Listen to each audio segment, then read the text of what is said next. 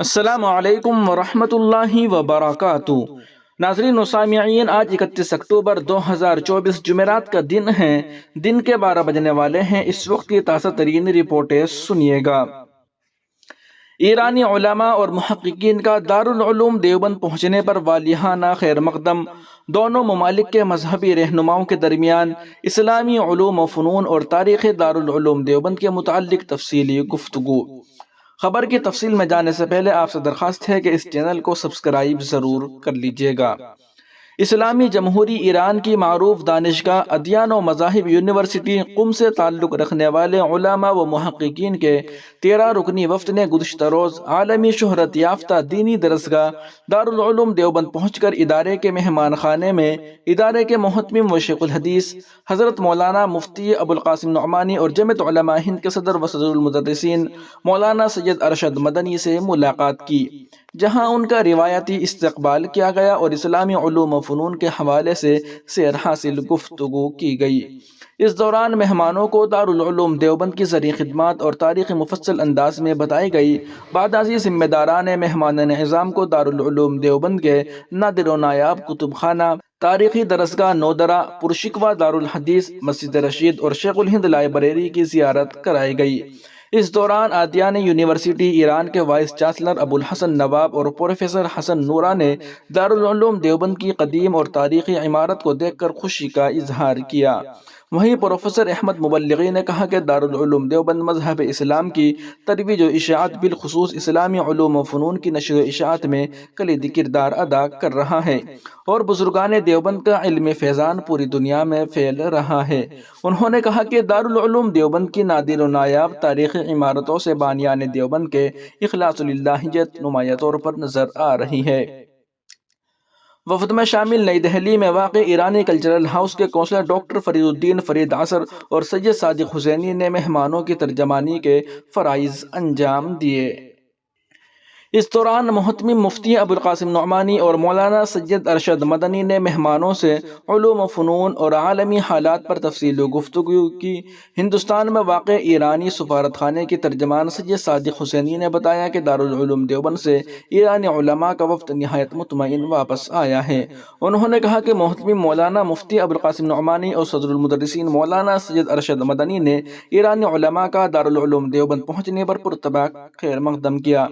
کافی دیر مذاکرات کا باہم سلسلہ جاری رہا۔ اس دوران ہم نے ایران کی طرف سے مولانا سید ارشد مدنی کو خیر سگالی دورے پر ایران تشریف لانے کی دعوت دی۔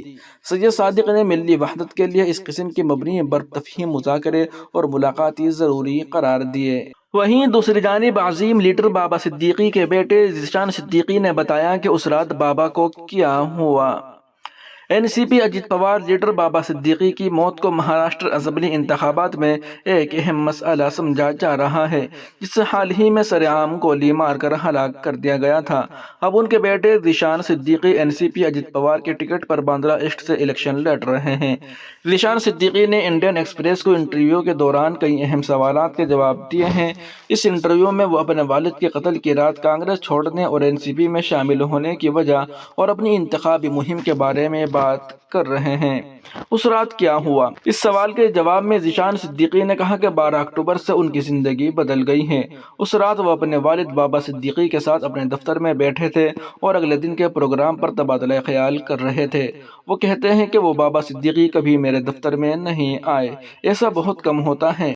میں نے وہاں ان سے بات کی اور بتایا کہ میں کسی کام سے جا رہا ہوں اور کچھ دیر بعد واپس آؤں گا۔ میں نے پوچھا تھا کیا ان کے پاس میرے لیے کوئی کام ہے؟ اس پر انہوں نے کہا نہیں، وہ گھر کے لیے روانہ ہوں گے اور رات کے کھانے پر مجھ سے ملیں گے۔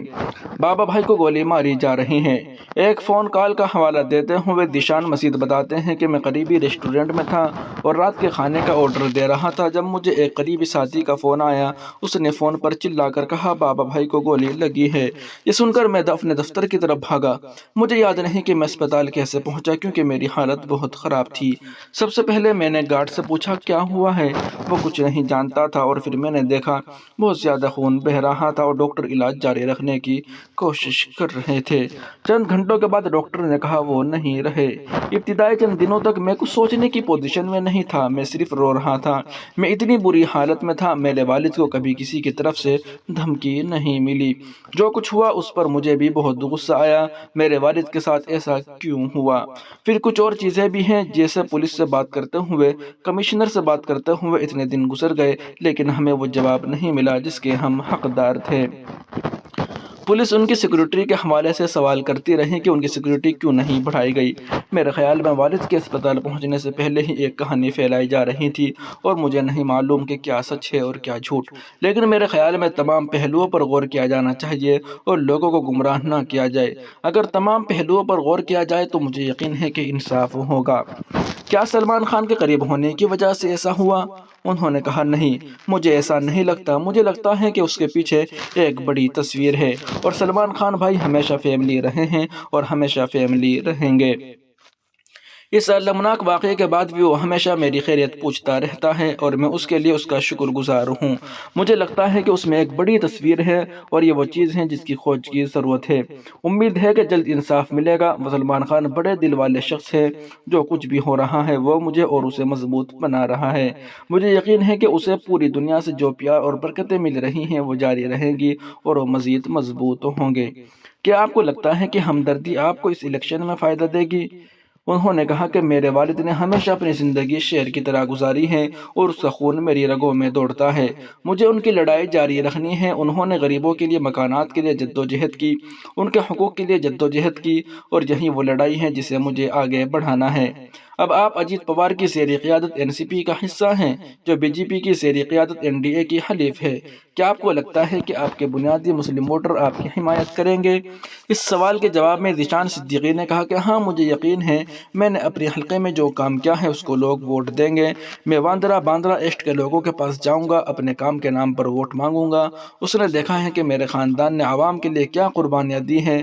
میں ووٹوں کے ریکارڈ مارجن سے ضرور جیتوں گا۔ آپ Shiv Sena you B T کے ورون سردیسائی سے مقابلہ کر رہے ہیں۔ آپ کا اس جماعت سے طویل وابستگی ہے۔ کیا آپ کو دھوکہ دیا گیا ہے یا آپ کو ان کی حمایت کی توقع تھی؟ میں کچھ سوچنے کے لیے صحیح ذہنی حالت میں نہیں تھا، لیکن مہا وکاس اگھاڑی کے لیے لیڈر میرے گھر آئے اور مجھے بتایا کہ وہ میرے اور میرے والد کی وراثت کے ساتھ ہیں۔ انہوں نے کہا کہ احترام کے طور پر وہ مجھے بلا مقابلہ الیکشن لڑنے دیں گے۔ وہ تجویز لے کر آئے لیکن پھر مجھے اندھیرے میں رکھا۔ ایک دن Shiv Sena you B T نے اپنے امیدوار کا نام جاری کیا۔ میں حیران ہوں۔ واضح رہے کہ بابا صدیقی کو چند دن قبل ان کے بیٹے ذیشان صدیقی کے دفتر پر کچھ شرپسند عناصر نے، کچھ گنڈوں نے گولی مار دی تھی، اور اس ویڈیو کے اندر ان کے بیٹے ذیشان صدیقی کے انٹرویو کا ایک حصہ پیش کیا گیا ہے۔ ناظرین و سامعین، آپ سے درخواست ہے کہ آپ بابا صدیقی کے لیے دعا فرمائیں کہ اللہ تعالیٰ ان کی مغفرت فرمائے، جنت الفردوس میں اعلیٰ مقام نصیب فرمائے، آمین یا رب العالمین۔ ناظرین و سامعین، ان رپورٹوں کو آپ سن اور دیکھ رہے تھے محسن اسلام یوٹیوب چینل پر۔